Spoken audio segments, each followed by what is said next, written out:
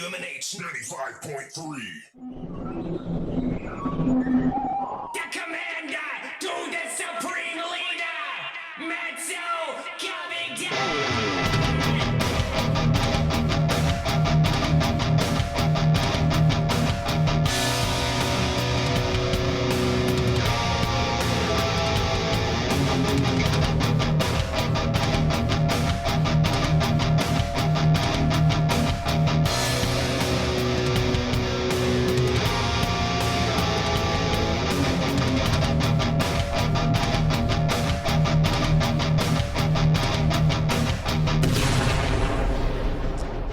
Welcome, everybody, as we enter hour number 3, Numero Trace of Matt Connarton Unleashed.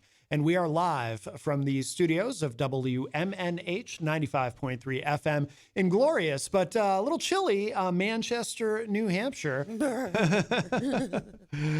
So welcome, everybody. Of course, we are coming to you from our new studios. We are live on this January 20th, 2024, coming to you from our new studios on Canal Street here. And it's nice to be in a place that's it's very clean. It's new. I like it. It's very bright. I like it. Paulie C had a little bit of an issue with the brightness. I like the brightness. But I like the brightness. I like it a lot, That's actually. the thing. It's kind of a running joke on Retro Spectrum Radio because Paul likes to dim the lights, set the mood. But I like it bright. I like a lot of bright light. Keeps the neurons firing in the brain. You know what I mean? It's easier for me to see. Well, there's that too. Yes, it's nice to be able to see things. If my eyes being buggy, let me tell you, the brightness of the room is a help. So if you are listening live, the studio line is open, 603-250-6007, 603-250-6007 if you'd like to give us a call. We still have the same number? I thought we had a new number. I heard we're getting a new studio line at some point, but right now we still have I was just checking. I don't know why it would change, but I heard I think Peter had said something about it might change. Nope, 603-250-6007. You can also text us at 617-917-4476. I'm on social media at Matt Connarton. You can email me, matt@mattconnerton.com. We don't have the Facebook live chat going. We're not on Facebook because I keep having issues with that. But I think it's just Facebook being Facebook. It's being glitchy. Only for everybody but Peter. Well, that's the thing. So Peter has the magic touch. Paul wasn't able to get into Facebook last night. And then this morning, Peter was here to let us in and do a few things, and he had no problem. But then I had the same issue Paul did, so we're not on Facebook at the moment. But you can stream it. Go to WMNHradio.org and click Listen Live, or you can always go to my website, mattconnerton.com. That'll also get you there, so you can stream the audio from anywhere because we have not only do we have a great local audience here in Manchester on 95.3 FM, but we have a lot of people who listen online from around the country and across the globe, or across the country and around the globe, I guess would be more accurate. Unless you're, I guess if you're a flat earther, you would say across, well, you wouldn't say across the globe. You would say what? Across the plane? Potomac? The what? Potomac? No, I don't think so. Merrimack River? That's getting very specific. But anyway, water. But you can listen fine. many different ways. Fine, take all the fun. And thank you, by the way. We had to Chloe and Nick and Derek Smith, of course, who I think is going to be rejoining us shortly. I love that they got to be the first guests. But yes, from the Mosaic Art Collective. Yeah. And come down and say hello. Jenny and I will be there tonight for the show. It is on. It's right above the Rex? Palace Theater Or Palace. Palace Theater. I think it's the Palace. On Hanover Street. Check out Mosaic Art Collective online. Great show tonight. Abner II and Regals will be performing live, and Jenny and I will be there. Come down and say hello. It's a great place. So we'd love to see you there for the show tonight. 66 Hanover Street, There you Suite go. 201. Doors are opening at 7 p.m. And they were our first in-studio guests in the new studio here in the new location. Typically, we do, since we've gone to Saturdays and doing these 3-hour shows, we usually have very busy shows, very stacked with different guests in each hour and whatnot. But because it's our first show in our new environs, we decided, well, we'll just have limited guests, just to kind of make sure that everything goes smoothly here now that we're in the new place. But we have a lot of exciting musical guests coming up in the weeks approaching, and it's going to be really good. So I'm digging it. I like the new place. Like I said, it's nice. Everything's clean and new. It's pretty cool. Pretty cool. I like it a lot. I really do. And it's I don't know, it's special. You're not like hidden in a building somewhere. You are the building. The thing is too, and I can't remember if I said this. I've said it off air. I've made this observation. I don't remember if I said it on air on Paul's show, but this is kind of like one of those magic buildings. And what I mean by that is you look at it from the outside and it looks kind of small. And then you get inside the building and it's like big, like there's so much more space in this building than I thought there was. It just looks small from the outside. I remember when I first found out we were going to be moving here, and I was like, that tiny little building, we're going to be moving there. But then you get inside here and it's like, seriously, it's actually quite large. It is way bigger on the inside. Like, this is actually one of those situations where it's true. Yeah. Because it does. It looks super small from the outside. I know that we were like, oh my God, it's going to be a closet. Yeah. But it's not. It's a great space. Yeah, absolutely. And it has a fan on the ceiling, and I love that. Can I just say I love that we'll be able to circulate the air in here in the summer? True. Oh yeah. my, that's wonderful. Yeah. Yeah, that is Instead of nice. opening the third story windows in the hall it's like a tunnel of air that goes down Elm Street. Oh yeah, it's Elm like Street. A tunnel It's there. such a wind tunnel. Yeah. Right? And yeah. if it's not blowing your way, forget it. There's no air coming in those windows. Right. So yeah, I'll take this. That is true. That is true. But yeah, 603-250-6007 if you would like to join us. We were talking, so I just found something online because we were talking in the first hour. If you missed the first hour, of course, the show will be up on the website by 1 p.m. at the very latest, and on the podcasting platforms and so forth, same as always. But we were talking in the first hour about, we kind of took a little bit of a side street. We were talking about Madonna, and she's being sued by a couple of fans because she exhibits the same behavior that Axl Rose, when he was younger and immature, used to exhibit, going on very late, making the fans wait. And so Madonna did a show in New York City and started 2 hours late, and a couple of fans actually are suing her, something. So we're talking about that. And I had, again, we took a little bit of a side street. I was talking about how, before you buy tickets to any kind of a big show, a major touring act or a mid-level touring act, anybody really, you should just take a couple of minutes. That's all it'll take you. Just do some light research online so you know what you're getting into. Because apparently, so in the Madonna example, for example, she apparently has a bit of a history of doing this, of going on stage late and so forth. But the other thing that I talked about, and this is where the side street comes in, is I was talking about how, a lot of bands tour and they have very few original members, or in some cases they have no original members. And I was talking about Foreigner, how the guy who was the original guitar player now effectively manages the band and still tours with them as a tour manager, but doesn't actually perform on stage. So if you are someone who is concerned about that type of thing, because sometimes you'll see people online talking about how, I went to see such and such band and I didn't recognize any of the people on stage. And then I realized there's no original members, or there's one original member or two original members, but the key members aren't even in the band. And so that's more common than people think. And the average consumer, the average concert goer who maybe isn't that invested necessarily, they just want to go to a live show, but it's not the most important thing to them, just a casual night out. Maybe they don't care. Maybe they're willing to spend that money, buy that ticket, and don't really care who's in the band. And I think that the concert industry, to a large extent, depends on those consumers who aren't necessarily informed and don't particularly care to be, because it's not that important to them.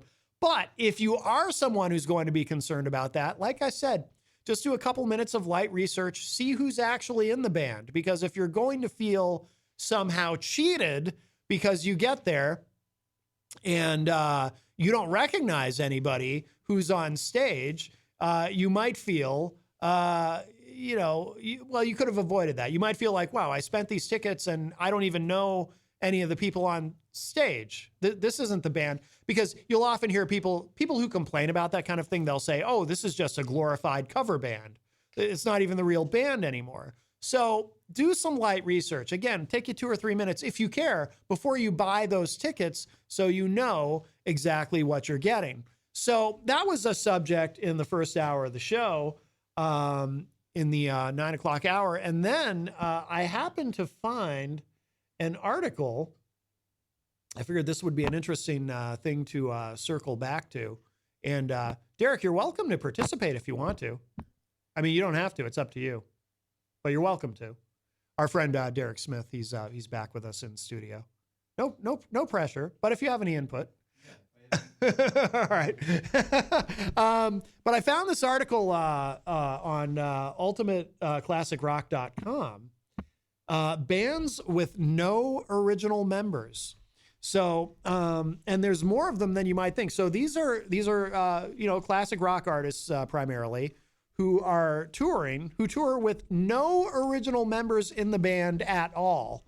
And this is more common than you might think. So here's what the article says. As you'll see in the following list of bands with no original members, not everybody can be U2, because U2 has had all their decades of existence. They've never had a lineup change. It's always been the same 4 guys.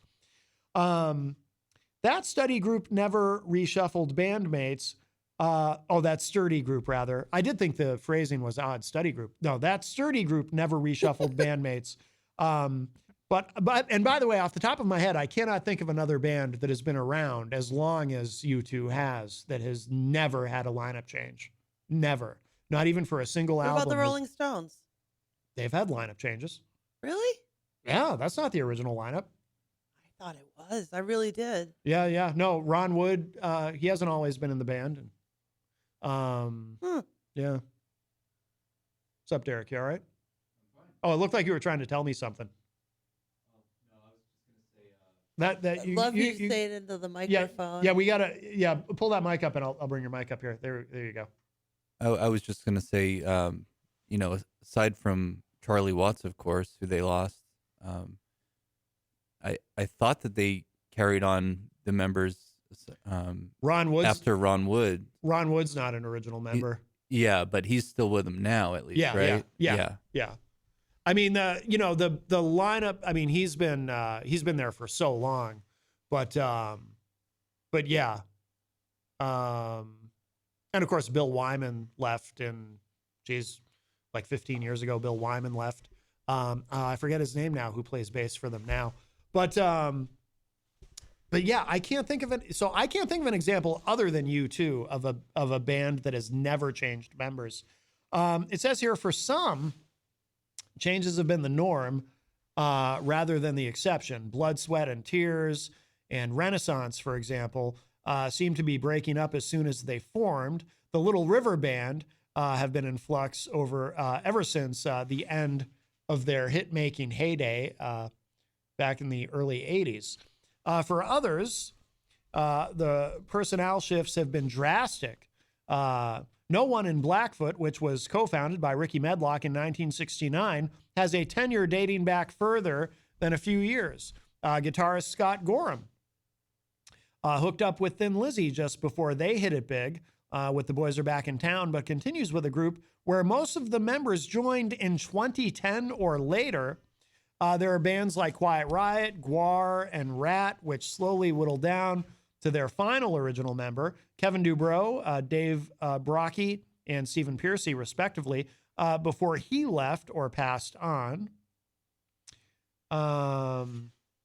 Let's see, skipping down here. This is a little more in depth than I thought. Defections and deaths have also altered career trajectories of groups like Heart, the Hollies, and Yes. But they add a wrinkle to things since the current lineups still boast prominent members from their best-known eras, including Nancy and Ann Wilson of Heart, Tony Hicks and the Hollies, and Steve Howe and Alan White of Yes. Now, Heart is an example, though, of a band where as long as the Wilson sisters are there, I think most people, that's all they really care about with Heart. I don't think that if either of them were to leave, I think that people would say, well, that's not really Heart anymore.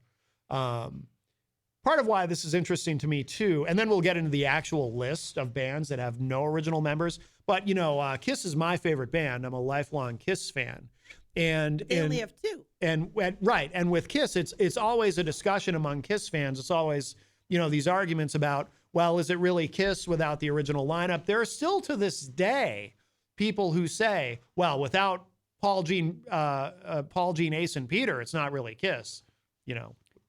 And you know what that band's doing now, that they had their quote unquote final tour. The again, Avatars, yeah, we talked about that. Speaking of AI, yeah, yep. they're doing like the digital version hologram. Yeah, exactly. But when I became a Kiss fan in the 80s, Kiss was not the original lineup at that point, so it didn't matter to me. To me, it's like, and I think a lot of Kiss fans feel this way, as long as Paul Stanley and Gene Simmons are there, it's Kiss. But if one of them were not there, it wouldn't be Kiss. But so that's always an argument among Kiss fans. But here is the list of bands that are currently active but have no original members at all. This is from ultimateclassicrock.com, and there's some explanations that go with this. So the first one listed here is Yes. It says Yes were founded in 1968 by John Anderson, Peter Banks, Bill Bruford, Tony Kaye, and Chris Squire, the latter of whom was their longest tenured member since his death in 2015. Banks was gone after just 2 embryonic albums, followed by Kaye and then Bruford in the early 70s. Kaye eventually returned during Yes's 80s pop renaissance. Anderson remained off and on through 2004. Yeah, and of course, during the 80s, Owner of a Lonely Heart was just a massive hit. A song that I never liked, but I think part of why I never liked it was because I had to hear it constantly and couldn't turn on MTV without seeing the video. But today, for Yes, it says Steve Howe and then Alan White joined Yes as the band was reaching a creative peak in 71 to 72. Creative, not a commercial peak, but a creative one. I don't like any early Yes. You ever hear any early? You don't like Yes? anything early, yeah? Or for Yes? No, the early stuff was very prog. It wasn't like, it's not like the 80s stuff where it's very melodic. The early stuff is like. I'm most familiar with the Fragile album and the Close to the Edge. Yeah. For them, but I in all honesty prefer Chris Squire's solo album, Fish Out of Water. I've never heard it. Is it good? Yeah, it's very good. It's only 5 songs, but it's because there's a couple that are pretty long. But really, yeah, as prog is, but it's a flawless 5 songs. When did that come out? Mid 70s. Oh, okay. Oh, no kidding. Yep. So he was obviously still in the band as we said till the end, but so you probably like so do you like early Yes? You like the prog stuff? I like some of Fragile, and Close to the Edge is, I think that title track is all one side of the vinyl. Oh, really? It's that long of a song. Oh. There's a lot to it, but. So you probably don't care for the 80s stuff then, right? No. Yeah, I didn't think so. Yeah, Owner of a Lonely Heart was like the huge hit. Leave It, I think, is a cool song.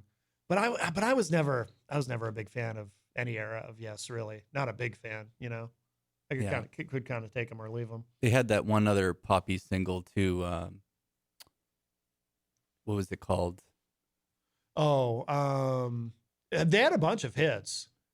Owner of a Lonely Heart was the big one, but Leave It was kind of a hit. And I can't even remember what else now. But yeah, they were massively successful for a while. The next one on the list is Heart. It says Roger Fisher and Steve Fossen led several early incarnations of Heart with names like The Army and White Heart. Beginning as early as 1967, long before the first Wilson sister joined in the early 70s. Oh, I'll be damned. They were then briefly known as Hocus Pocus before things started coming together for the group in the new decade. Nancy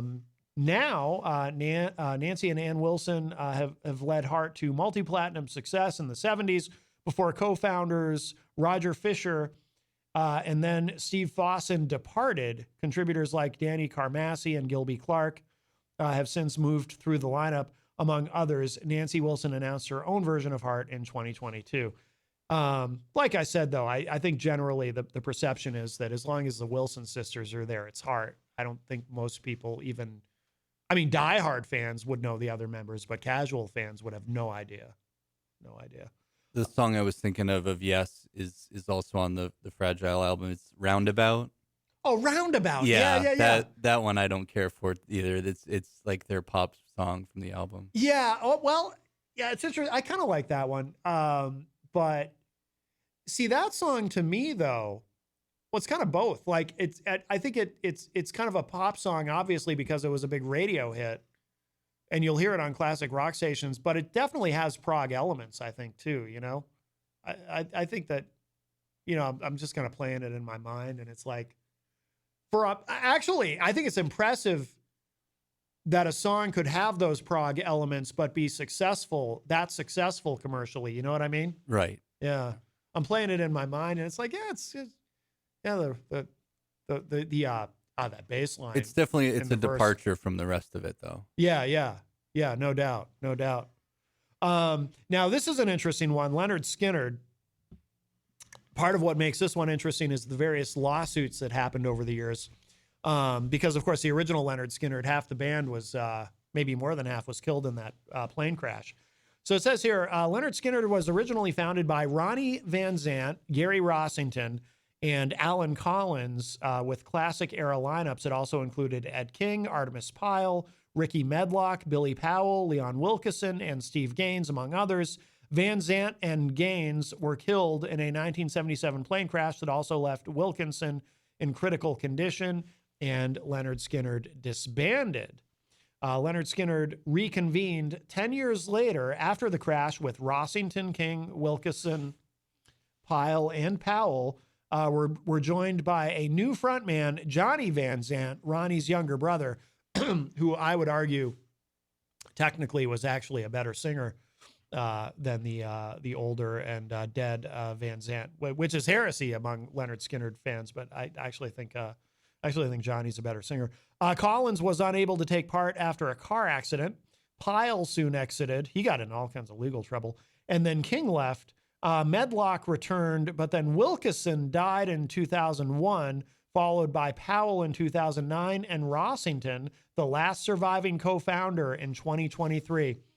Yeah, I remember there were like 20 years ago, there were lawsuits because Gary Rossington kept the band going, and he had effectively taken full control of the band. And other former members' families were suing him and trying to keep him from using the name, but not successfully. But then Rossington died. So, let's see. Little River Band. I don't know if I care about this one. Anybody care about Little River Band? No. I like a couple of their songs, but I don't know if I want to really sit here. I can't even think of one. I got to be honest. They had a bunch of hits. Oh, Lonesome Loser is a good song. No, not clicking. What other song? I feel like there's another Little River Band song I like. I can't remember what it was, though, so I must not like it that much. Blood, Sweat, and Tears. I don't really care about that one either. Okay, Thin Lizzy, because everybody knows the boys are back in town. Childhood friends, Brian Downey and Phil Lynott, I'm never sure if I'm saying that correctly, formed Thin Lizzy in 1969 with two former members of Van Morrison's band, Them. Guitarist Brian Robertson and Scott Gorham joined just before the group's 1973 commercial breakthrough. Robertson was eventually replaced by Gary Moore. Lynott also worked with members of the Sex Pistols before Thin Lizzy initially split in '83. He died 3 years later. Scott Gorham began leading Thin Lizzy again in '96 together with co-founder Brian Downey and early '80s era member Darren Wharton. Yeah, I don't care about the rest of this. I guess I don't care about Thin Lizzy that much. I'm bored. I got bored with Thin Lizzy. Very quickly. I like Jailbreak. Oh, Jailbreak. Yeah, that's a cool song. What Boys Are Back in Town is okay, but it's one of those songs that I've just heard it so many times over the course of my life. I'm sick of it. Like if you listen to a classic rock station for more than an hour, you're probably going to hear Boys Are Back in Town. And it's True. It gets old. The Hollies, I don't care that much. Iron Butterfly, I don't care that much. Rat. Ah, yes, Round and Round. Forgot about them. Yes. Stephen Pearcy began working with a series of precursor bands in 73, one of which was called Mickey Rat. Robin Crosby joined a few years after, and the name was shortened to Rat. That's with 2 T's. Their early 80s hit-making lineup was complete with the additions of Warren DeMartini, Bobby Blotzer, and Juan Crucier. By 1990, they'd split with Crosby, and Rat disbanded in 92. Pearcy, DeMartini, and Blotzer reunited as Rat 5 years later. Before Crosby overdosed in 2002, the surviving 4 members got together again in 2007, but Pearcy left once more in 2014. I liked some hair metal anthems. Yeah. Round and Round by them, and their ballad of 18 in Life. No, you're thinking of Skid Row. 18 in Life is that's Skid Row. Sorry. Rat has a ballad called Giving Yourself Away. Okay. I think what I actually was thinking of. Peter White and I had a conversation, I think, about that song once. Giving Yourself Away, I think, is such an underrated song. It's not a song most people think of when they think of Rat, but and I think it might have been their last big radio single too. Really good song. So today, Bobby Blotzer, who joined about a decade after Rat's founding, announced a 2016 lineup that also included 90s era edition Robbie Crane. That sparked a public disagreement. Yeah, this is one of those lawsuit situations that sparked a public disagreement with Warren DeMartini, who didn't want the band to continue without Stephen Pearcy. Meanwhile, Blotzer filed legal papers against Juan Crucier, who also had his own rat-themed group out on the road at one point. Pearcy subsequently reunited with Crucier to launch still another version of Rat with all new bandmates. And Jenny, remember I was saying in the first hour about how sometimes there will actually be 2 different versions of a band using the same name out on tour. And that's why it's important. If you care about who's in the band, do some research before you buy those tickets so you know what you're getting or literally what version of the band you might be getting. Never thought of, and you're right. There are times when there are 2 different concerts going with the same music and different members. Oh yeah, yeah. That's sometimes Pink Floyd is a classic example of 2 different people touring at the same time, playing the same music. Well, yeah, but not under the name Pink Floyd. Like Roger Waters, he would do solo tours and still does, I guess, playing all that stuff, but playing Pink Floyd. But as Roger Waters, yeah. Yeah. Yeah, and sometimes too, the way what'll end up happening is, and I think this happened with Rat. It doesn't get into further detail here in this article, but I think at one point there was one of the versions of Rat. What ends up happening is the compromise is, I think there was a version of Rat that was technically called Rat featuring Stephen Pearcy. And that's how they get around the confusion. Really? Yeah, that's how they get around it legally. Rat featuring Stephen Pearcy, or LA Guns featuring, I forget the name of the singer from LA Guns. But yeah, that's how they get around it. That's how they resolve it. Canned Heat is on the list. Couldn't care less. Or about Renaissance. Let's see. Quiet Riot. Yep. I saw these guys not too long before Kevin Dubrow died. I saw them in Laconia. Co-founded by a pre-Ozzy Osbourne Randy Rhoads in 1973, Quiet Riot rose to fame in the early 80s when Kevin Dubrow, Carlos Cavazo, Rudy Sarzo, and Frankie Banali hit it big with Metal Health. Kevin Dubrow helmed a 2004 reunion before, that's probably the tour I saw them on, before leadership fell to Frankie Banali, who arrived nearly 10 years after Quiet Riot started. Both have since passed, leaving behind a group that included longtime bassist Chuck Wright And new additions, Alex Grossi and Jimmy Pede?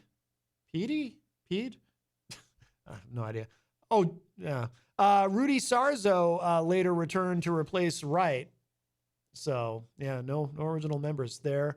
Let's see. Humble Pie, I don't really care. Gwar, I don't really care. So that's the list. But What was the Laconia venue? Was it the theater that's still there, or? Oh, it's a place that I don't think is even still open. Although it might have been the Flying Monkey. Is that still there? That's still there, right? I believe it is. It yeah. might have been that. It might have been. I forgot if that was Laconia or Newmarket. But I remember, and they did a meet and greet after the show, and super nice guys. And Kevin Dubrows, and I know he's passed. I don't say this to mock him. I mean it as a sincere compliment. His hair extensions in person looked incredible. But Flying Monkey, I just looked. It's technically Plymouth. Oh, that's Plymouth. Oh, maybe that's where. They may have moved. I don't, or if that's. No, I definitely saw them in Laconia. Okay, so it wasn't the Flying Monkey. I'm not sure now. I'm not sure. It was a long time ago. I saw them with Dan Randall of Dan Randall and the Randlettes. How do you feel about that, Derek? Bands touring with, like, do you have any? Some people just think it's wrong to do when a band tours and they don't have any original members. What do you think? Does it bother you? Do you care? Or does it depend on the band? Or I really, it doesn't matter to me. If they want the music to live on, I'd say go for it. Yeah. But the fans need to be there to back them, obviously. Yeah. That would be lucrative for them. Because I feel like a lot of the time too, they're kind of depending on, people just not noticing. Especially, where it's really prevalent is on these package tours that you see, where you see like you see 80s bands where it's like 4 bands and they're all touring at the same time, and they were all big, like for a while. There was a span of time, maybe 10, 12 years ago, where every summer it would be, Poison and Winger and Skid Row would all be on a package tour together. And of course, Sebastian Bach hasn't been in Skid Row forever, so you're getting something that's not going to be exactly what you may have remembered, shall we say. But so interesting stuff. But like I say, do the quick research before you buy those tickets, so you know what you're getting. I mean, if I want to see a cover band, then I want to see a cover band, right? I want to hear the music, cover band. Yeah, just be upfront, honest about it. Like, isn't there, like Kiss has a sanctioned band that they've always, the Mini Kiss. Right? Well, yeah, there is a band for people who don't know. Yes, there is a band called Mini Kiss. They are little people, and I guess that's the term we use. They are little people, and they do the tribute show. But they're allowed to. Like, Kiss is here's okay with it. So interesting. That's an interesting subject. So, Kiss has always been really good about. Because I know they have a certain, and Gene Simmons in particular might have a certain reputation, but that I don't think is fair. They've always been really good about not going after cover bands.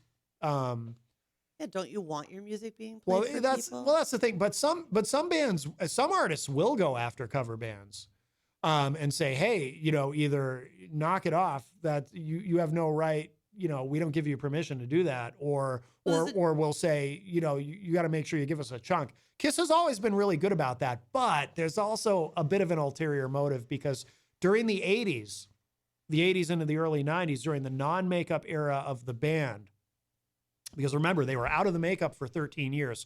During that span of time, it was kind of helpful to them in the marketplace. This is something they'll never acknowledge, but it has been acknowledged by people who work with them. It was kind of helpful to them to have bands out there doing the show in full makeup, and, playing that music as cover bands, because it just, it elevated them. It helps, right? So even though Kiss was not in the makeup, having the cover bands out there did kind of help them. And then, ironically, when Kiss reunited with the original lineup and put the makeup back on in 96, it kind of made the cover bands irrelevant because, well, now we have what the cover bands were doing. We have that back. So now we don't even need those or tribute bands. The other interesting thing about Kiss, though, is with the tribute bands, there are different types of Kiss. You know, like you've got the Kiss tribute bands that just do the standard, you know, show and full makeup and whatnot. But then you've got some that are very sort of niche. I used to say niche, but I noticed the rest of the English-speaking world now pronounces it niche. So I've tried to adapt to that so people don't look at me funny. I'm going to look at you funny. For example, there's a Kiss tribute band called Reason to Kiss. Really? And they're like this acoustic duo. That's kind of a neat name. They're like this acoustic duo, or maybe they're a trio, I forget. And they only do Kiss songs from the non-makeup 80s era. And Kiss had a song in the 80s. They had a single called Reason to Live. So this acoustic group, they call themselves Reason to Kiss. And they only do songs from that era. It's very, very specialized. And there's others. There's a bunch of Kiss tribute acts who just, they work in a very specific, there's another one that only does like the early 90s non-makeup stuff, like that specifically. It's kind of cool. But coincidentally, last night I shared out on Facebook, you know, I'm a big Black Sabbath fan, and that's a band that, during the 80s, that they went through constant lineup changes where Tony Iommi was the only original member of Tony Iommi is the only member of Black Sabbath who's been in every lineup. Oh, wow. In fact, Eric Singer, the drummer in Kiss, played in Black Sabbath for a couple of albums. When I was more into hard rock and metal still in high school, I got to see the original lineup as part of Ozfest one year. We might have been at the same show It was at the What year was that? It was Tweeter Center, and then it became Comcast. What was it, Great North or something? Great Woods initially. I might have been at that one too. Yeah, we might have all been at that. That was like 2000 or 2001. I think it was the first 2001, one. maybe. It was when Black Sabbath reunited. Yeah, and in my Hope chest, I have the little black confetti that Yes. had Black Sabbath written Yeah, on it. and on silver. I have It some was of that confetti in silver my on Hope black. chest that I kept from that I concert. remember that. Yeah. Oh my God, we were all at the same concert. That's crazy. Yeah. And speaking of Kiss, I never have gotten to see them, but I did help load their gear and stage stuff at what was initially Meadowbrook and now the New Hampshire Banquet Pavilion. Oh. Did you get to see them when they played there? I was at that show. Yeah. Yep, So yep. I did the day load in for that, but Oh, wow. I left and came back to I was living in Manchester at the time. Yeah. Yep, I was at that show. That was cool because that stage is small for an arena level size venue. Right. That's an unusually small stage. And I was close to the front. So seeing them in full makeup with the stage effects and everything on such a small stage was actually kind of cool because I'd never seen them on a stage that small. And because it was so small, they couldn't do the full because they had a bigger Pyrotechnics and all. They had a bigger stage set. They still had pyro, but they had a huge mechanical spider sort of. Okay, I didn't remember seeing that on that tour, but they couldn't use it in that venue because it's small. Oh, okay. But yeah, that was pretty cool. I was getting to see them on a smaller stage like that. That was fun. That was a really good show. My very first concert was the Cape Cod Melody Tent. Yeah. Talk about a small venue, and the stage would go around. Oh, Everybody really? Yeah. sat all around it. It was Yeah. Shaka Khan. No. It was Shaka. That was my first concert. I went there once as a child with my folks to see Willie Nelson. So I grew up going to his shows, and my dad would get us backstage and whatnot. But yeah, I remember seeing the Melody Tent with the circular rotating stage. That's like what we were talking about earlier about getting to see artists at the Mosaic Art Collective. Right. You've got that small venue, that personal. Is Hyannis, if I'm not mistaken, is the location For the Cape of- Cod Melody? I think so. Oh, but the thing I was going to say about Black Sabbath is there's a lot of really good Black Sabbath that doesn't have either Ozzy or Ronnie James Dio singing on it. Like when Tony Martin was kind of the third man. he did 6 albums with them and really good. But there was a span of time where Tony Iommi, like I said, he was the only original member in Black Sabbath, and but their musical output remained, in my opinion, very high level. And there's a great book. I can't remember the name of the music journalist who wrote it. His name escapes me, but the book is called Never Say Die, and it chronicles the history of Black Sabbath from it starts where Ozzy left and it ends where Ozzy returns. And it goes through, I mean, you've got to be a real Black Sabbath fan to enjoy it because it gets pretty granular, but it goes through in great detail and explains all the lineup changes because it was a real revolving door. I mean, they went through a bunch of singers. They did an album with Ian Gillan from Deep Purple called Born Again, but Ian Gillan only lasted 1 album, but it's a great album. Like I said, they did a bunch with Tony Martin. Why do you think they went through so many? You think it was personalities? It's weird because when I read that book, I didn't get the impression from it because the first thought someone might think is, wow, Tony Iommi must be really difficult to work with. But from reading the book, it seemed to me like Tony Iommi is actually pretty easy to work with. It just seemed like there were constant circumstances around just external things that kept causing people to come and go. Even Tony Martin sang on more albums than either Ozzy or Black Sabbath at that point. But even he wasn't there consecutively. He left and came back, Ronnie James Dio left and came back. He did 2 albums. Portsmouth's own. He's from Portsmouth? Yeah. I didn't know that. Yeah. Dio is from the Portsmouth area. No idea. I never knew that. Another claim to Look it up. fame Oh, for wow. New Hampshire. I'll be damned. I like it. I had no idea. Oh, that's Cool. pretty cool.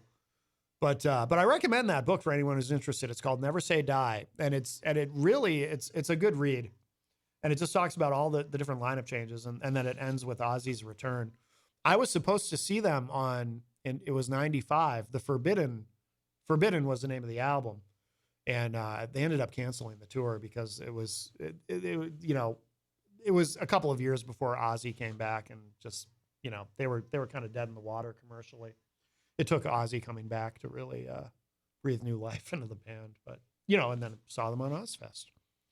So, but Hey, I feel like the change up in vocalists may have been attributed to Ozzy's drug use back then too, and just being wild. well, that's why. Yeah, that's why that's why they had to. Initially what got him. Yeah, kicked out, that's why they had to basically? get rid of him. Yeah, yeah. And then Dio came in, and Dio was a strong personality, so I think he and Tony Iommi butted heads.